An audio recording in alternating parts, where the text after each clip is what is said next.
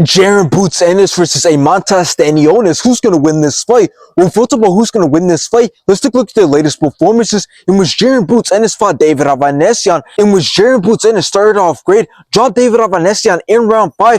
The thing about Boots is he's staying in there. Oh no, was that a knockdown? And David Avanesyan ended up quitting on the stool at the end of round 5. And they've stopped it in the corner. Enough is enough. And after this, Jaron Ennis wanted to fight Jaron for a second time, in which both started off very fast. Jaron Ennis put a lot of punishment on Jaron, and Jaron took a knee in round 5. Good shots to the body, not forgetting the body. Boots beating up Jaron right now.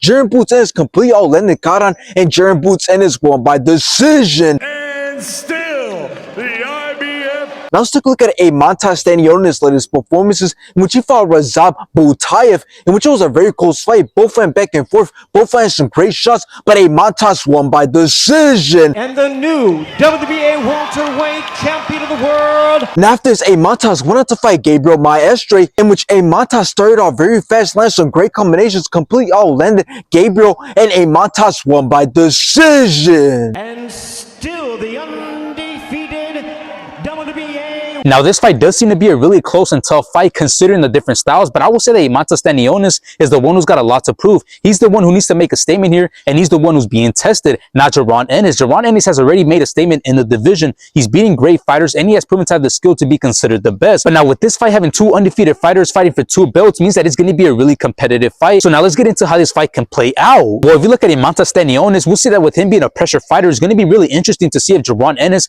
can take all that aggression and forward pressure away from Eimantas Stanionis, which I think he definitely could. He's a slicker fighter, and he has the skill to outbox Eimantas Stanionis, but it won't be easy because if we look at Stanionis, we'll see that he's very good. He comes in with a high guard, and he's very good when it comes to putting combinations together by going to the body and upstairs. And with every single punch comes crazy speed and power, and he has proven to be able to stop a fight. So Eimantas Stanionis is not an easy opponent for Jaron Ennis. But in the end, I do see Jaron Ennis as the more skilled fighter. So although Eimantas Stanionis can make it a tough fight, I do believe that Jaron Ennis has proven to be able to defeat any style of fighter. So I do see Jaron Ennis landing the better shots and having the better moments in this fight, and I ultimately do see him outlanding and outperforming Eimantas Stanionis and taking the win by decision.